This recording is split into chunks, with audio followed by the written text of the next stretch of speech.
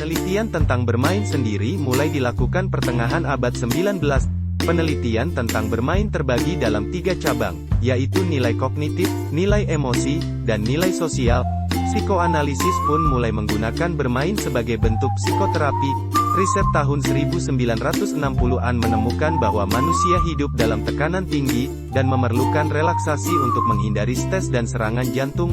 Permainan dan olahraga mulai booming pada masa itu. Menurut Gordon M.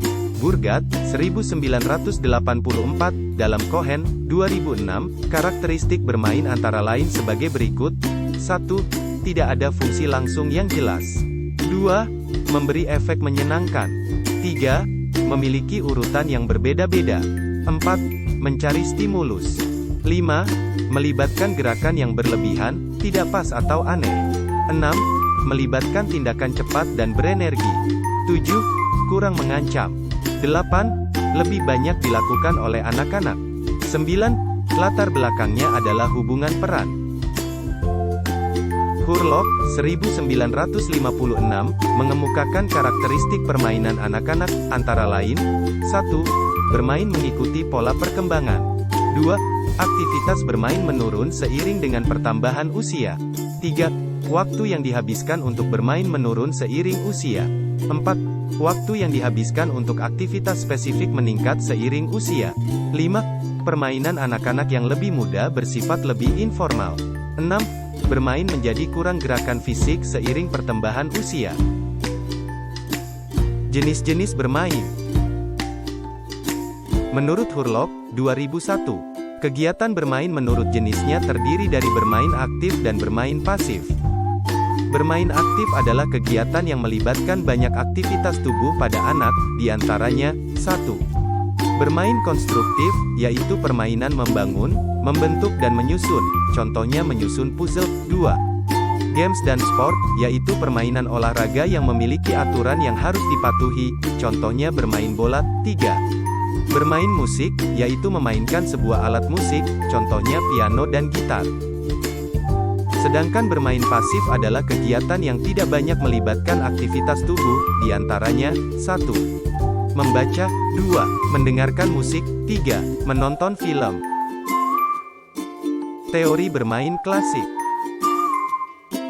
Teori rekreasi atau pelepasan, dikemukakan oleh Lazarus dan Schaller yang menyatakan bahwa bermain merupakan kegiatan yang berlawanan dengan kerja dan kesungguhan. Bermain ini adalah imbangan antara kerja dengan istirahat.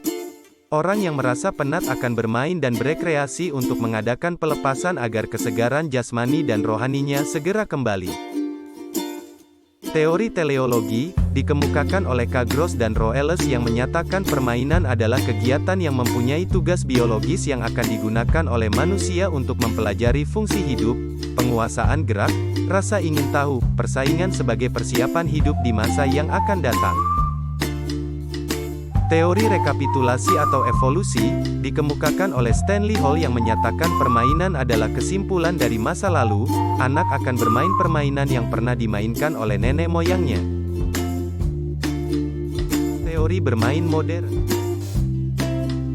Teori psikoanalisa, dikemukakan oleh Sigmund Freud yang memandang bermain sebagai katarsis, yaitu bermain dapat mengurangi ketegangan emosi yang dialami anak karena anak merasa senang. Teori perkembangan kognitif, dikemukakan oleh Jean Piaget yang menyatakan bahwa bermain merupakan kegiatan yang menyenangkan untuk mengembangkan kemampuan intelektual anak, seperti memecahkan masalah, berpikir kreatif, menggunakan strategi kognitif, serta memperoleh cara atau ide baru untuk menjalani kehidupannya.